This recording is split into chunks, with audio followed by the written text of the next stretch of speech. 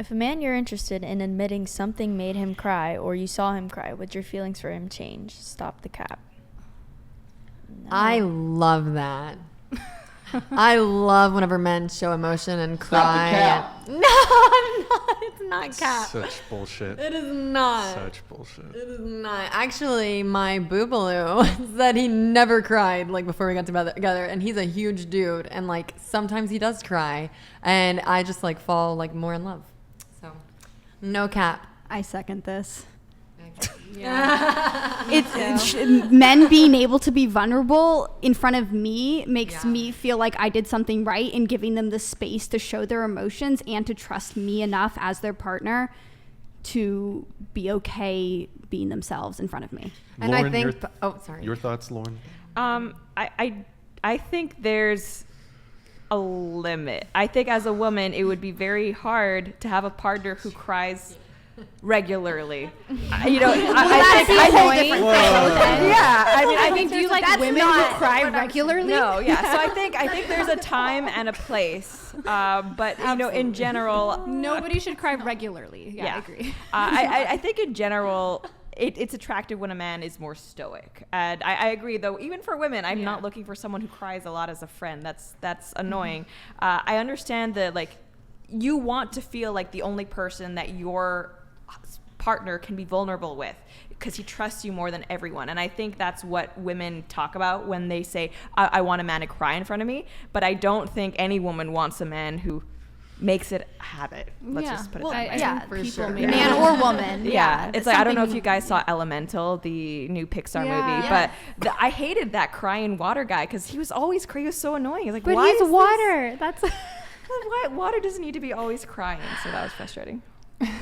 Your thoughts? I might get a lot of hate for this, but it kind of makes me uncomfortable when, kind of like you said, when anyone's really emotional around me. I myself am not an emotional human, and so I actually had to have a conversation with one of my friends the other day because, it was one of those things where it was just paragraphs of feelings, and this is a tough day. Actually, during Elemental, my sister's like that. She's probably watching this. She started bawling watching that, and I was so uncomfortable. I was like, what are you doing? Like, and that's my sister. In the movie theater. So anyways, like I was saying, is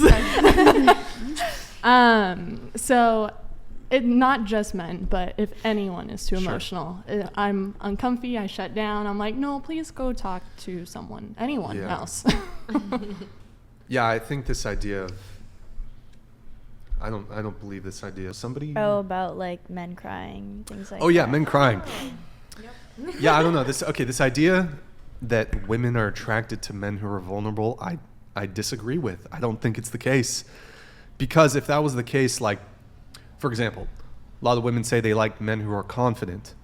But wouldn't it be vulnerable to like step to a girl and kind of be a little awkward or a little shy or a little nervous? That would be being vulnerable. However, I think women are not attracted to that.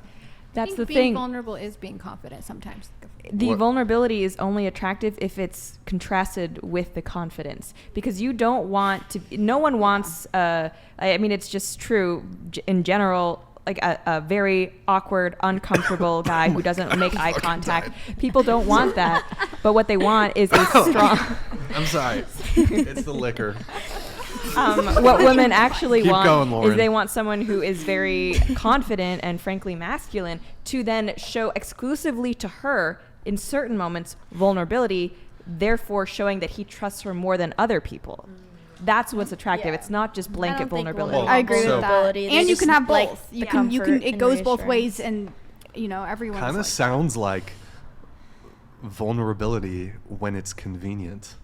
Yes, that would be accurate. to Okay, say. all I would right, say all right, that, she yeah. admits it. Okay, there you go.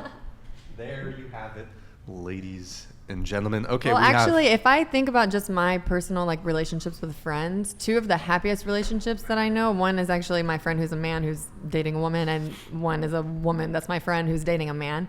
And the man that's my friend is really, really like emotional and I would say vulnerable, like with his woman and kind of just with people in general, but he's also really confident, and they have an extremely happy relationship.